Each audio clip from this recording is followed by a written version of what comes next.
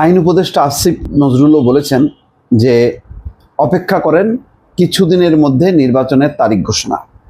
বোঝাই যাচ্ছিল পরিস্থিতি সেই দিকে উদ্ভব হয়েছে, পরিস্থিতি আরও জটিল হতে পারে সেই আশঙ্কায় প্রধান উপদেষ্টা এবং উপদেষ্টা মণ্ডলী হয়তো এটা চিন্তা করছেন যে নির্বাচনের পথে যাওয়াই ভালো, যথেষ্ট হয়েছে। এবং যেহেতু সংস্কারের অনেকগুলো বিষয় ঐক্যমত হয়েছে, এখন আর এই রাবার টেনে টেনে লম্বা করার কোনো দরকার নেই, এতে সরকার বিপদে পড়বে। ইতিমধ্যে বিপদে পড়েছে। যতক্ষণ না পর্যন্ত এইরকম একটা সুপ্রিম কোর্টের রেফারেন্স নিয়ে সরকার চালানো, এটা খুবই লম্বা হয়ে গেছে। 1 বছর সময় অনেক।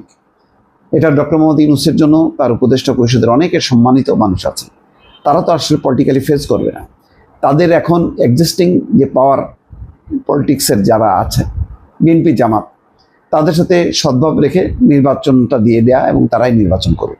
যদি অনেক রকম হিসাব নিকাশ রাজনৈতিক দলগুলো করছে বলে এই নির্বাচন বিলম্বিত হচ্ছে না, নতুবা 15 বছরে যারা সবসময় সরকারের পদত্যাগ চাইতো, শেখ হাসিনার পদত্যাগ চাইতো এবং অবিলম্বে নির্বাচন চাইতো, তারা এখন এইটা সেটা বলে নানা রকম সংস্কার, যে সংস্কারগুলো সবসময় চলমান হওয়ার কথা, যে সংস্কারগুলো রাজনৈতিক দলগুলো দাবি করবে এবং পার্লামেন্টের মধ্য দিয়ে সেটা আইন হবে, সেটা অর্ডিন্যান্স আকারে জারি করে সেই আইন করার জন্য কেউ কেউ কেন বলছেন, কেন সেদিকে ধাবিত করছেন।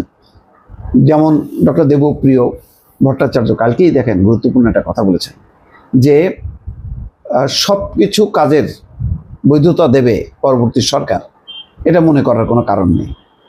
ফলে এটা যতটুক না করলে নয় ততটুকু করা উচিত। খুব ইঙ্গিতপূর্ণ কথা। অর্থাৎ ওই ইন্টারিম বা তত্ত্বাবধায়ক সরকারের মধ্যেই থাকার দরকার। নিত্যদিনের কিছু কাজ পরিচালনা করা ছাড়া পলিসি লেভেলের কোনো কাজ না করে ভালোভাবে একটা নির্বাচন দিয়ে দেয়। এবং সেনাবাহিনী তো বলেছে যে তারা প্রস্তুত।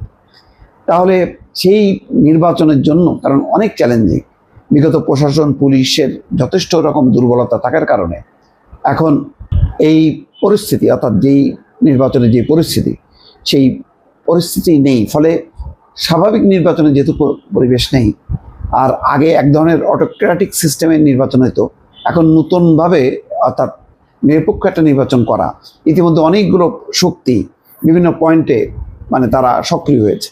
কোথাও বিএনপি, কোথাও জামাত, কোথাও হয়তো এনসিপি, আমি এনসিপির বিষয়টা পরিষ্কার না। তো তারা এই যে আস্তে আস্তে তাদের জায়গাগুলো দখল করতেছে, তারা তাদের ক্ষেত্রগুলো মজবুত করতেছে।